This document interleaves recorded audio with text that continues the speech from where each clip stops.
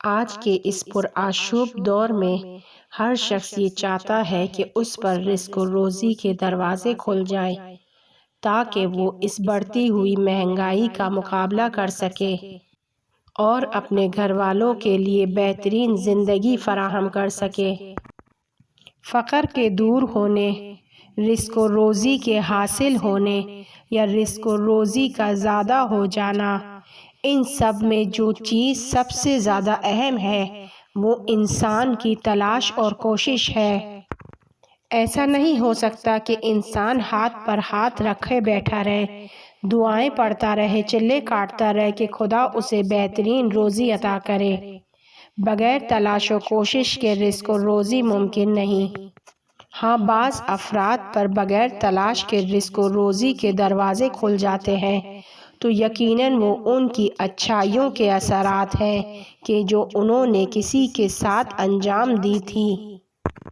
اسلام جہاں رزق و روزی کے تلاش کرنے کی اس قدر تاکید کر رہا ہے، وہاں قرآنی آیات اور احادیث کے ذریعے سے ہمیں اور بھی بہت سے ایسے راستے بتا رہا ہے کہ جس پر چل کر ہم اپنے رزق و روزی کو زیادہ کر سکتے ہیں، مال و ثروت کے مالک بن سکتے ہیں۔ لیکن سب سے پہلے خدا سے دعا کریں کہ اگر وہ آپ کو مال و دولت عطا کرتا ہے تو آپ کے اندر بھی اتنی ظرفیت عطا کرے کہ یہ مال و دولت آپ کو گمراہ نہ کر دے۔ ایک دن حضرت سلیمان علیہ السلام دریا کے کنارے بیٹھے ہوئے تھے کہ انہوں نے وہاں پر ایک چونٹی کو دیکھا کہ جس کے منہ میں گندم کا دانہ تھا اور وہ دریا کی طرف جا رہی تھی۔ حضرت سلیمان علیہ السلام کو انتہائی حیرت ہوئی کہ چونٹی دریا کی طرف کیوں جا رہی ہے کہ انہوں نے دیکھا اچانک دریا میں سے ایک مینڈک باہر آیا۔ وہ چونٹی مینڈک کے منہ میں چلی گئی۔ مینڈک نے اپنے منہ کو بند کیا اور پانی کے اندر چلا گیا۔ حضرت سلیمان علیہ السلام کو بہت زیادہ حیرت ہوئی اور وہ اس بارے میں غور و فکر کرنے لگے۔ ابھی تھوڑی ہی دیر نہیں گزری تھی کہ دوبارہ وہی مینڈک اپنے سر کو پانی سے باہر نکالتا ہے اور اپنے منہ کو کھولتا ہے۔ جیسے ہی وہ منہ کو کھولتا ہے تو وہ چونٹی اس کے منہ سے باہر آ جاتی ہے، لیکن اس کے منہ میں وہ گندم کا دانہ نہیں تھا۔ حضرت سلیمان علیہ السلام نے چونٹی سے اس کے اس کام کے بارے میں سوال کیا تو چونٹی عرض کرنے لگی، یا نبی اللہ، اس دریا کے اندر ایک پہاڑی ہے کہ جس میں ایک سوراخ ہے اور اس سوراخ میں ایک اندھا کیڑا رہتا ہے۔ خدا نے اس کو وہیں پر خلق کیا ہے، لیکن اس کے اندر اتنی طاقت نہیں ہے کہ وہ خود کو وہاں سے باہر لا سکے اور اپنے رزق و روزی کو تلاش کرے۔ لہٰذا خدا نے مجھے حکم دیا ہے کہ میں اس کی روزی کو اس تک پہنچاؤں اور اس مینڈک کو میرے اختیار میں دیا ہے تاکہ وہ مجھے اس تک پہنچائے۔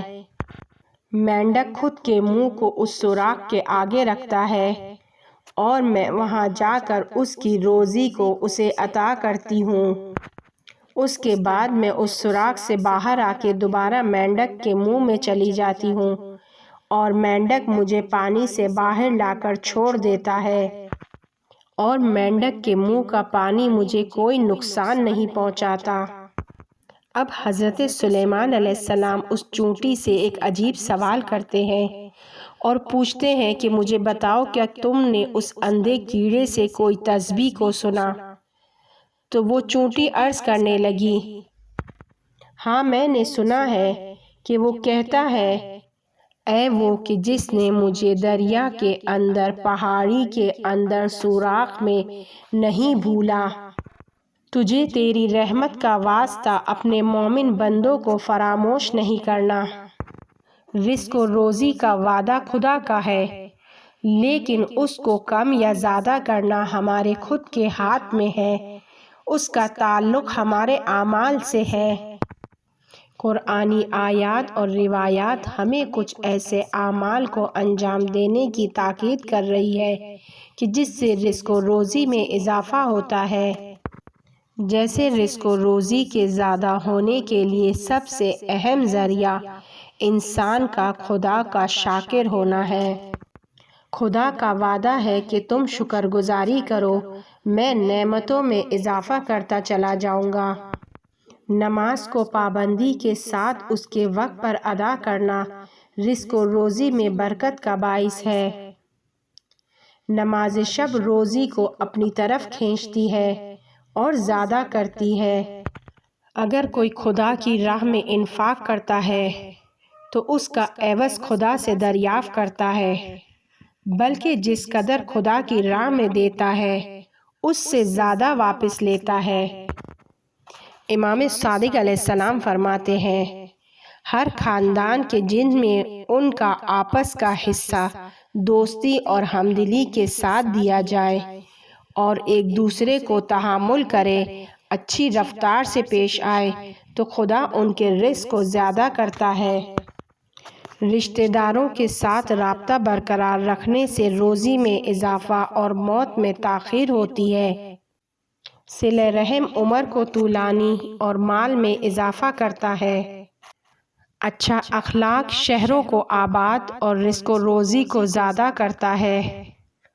ماں باپ کا راضی ہونا اور ان کا آپ کے حق میں دعا کرنا، صدقہ دینا، اپنے بھائی کی غیر موجودگی میں اس کے لیے دعا کرنا، گناہ نہ کرنا اور پچھلے کیے ہوئے گناہ پر توبہ کرنا، اچھائی کی نیت رکھنا، ارث کو وارثین کو دے دینا یعنی لوگوں کے حق کو دینا، خدا کے حق کو دینا جیسے خمس و زکوٰۃ، قناعت کے ساتھ زندگی کرنا، گھر والوں کے ساتھ نیکی سے پیش آنا، مہمان کو بلانا اور ان کو کھانا کھلانا۔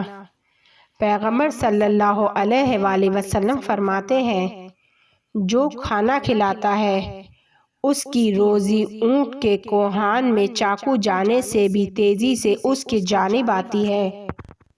ہمیشہ وضو کی حالت میں رہنا، شادی کرنا، نماز عشاء کے بعد سورہ واقعہ پڑھنا، صبح اور عصر کے وقت کام کی تلاش میں جانا، سچ بولنا اور سچے ہونے سے روزی میں اضافہ ہوتا ہے۔ کھانا کھانے سے پہلے وضو کرنا، برتنوں کا دھو لینا، گھر میں جھاڑو کرنا اور گھر کے باہر کے حصے کو صاف رکھنا روزی کو وسیع کرتا ہے۔ جمعے کے دن ناخن کاٹنا، صبح سویرے اٹھنا، سوتے وقت صاف اور تمیز کپڑے پہن کے سونا روزی کو زیادہ کرتا ہے۔ اچھے ہمسائے بن کے رہنا، اگر انسان ایمان اختیار کرتا ہے تو خدا آسمانوں اور زمین کی برکت کو اس پر کھول دیتا ہے۔ واجبات کو ادا کرنا اور حرام کاموں سے خود کو بچانا۔ امام رضا علیہ السلام فرماتے ہیں کہ خدا نے اپنے ایک پیغمبر کو وحی کی کہ جب کوئی میری اطاعت کرتا ہے تو میں خوش ہوتا ہوں، اور جب میں خوش ہوتا ہوں تو برکت عطا کرتا ہوں، اور میری برکت بے انتہا اور ختم نہ ہونے والی ہے۔ دوسروں کو قرض دینے سے زندگی میں برکت زیادہ ہوتی ہے۔ جو کوئی خدا سے ڈرتا ہے اور پرہیزگاری اختیار کرتا ہے، خداوند گناہ اور حادثات سے اس کو باہر نکال لیتا ہے اور ایسی جگہ سے روزی عطا کرتا ہے کہ وہ گمان بھی نہیں کر سکتا۔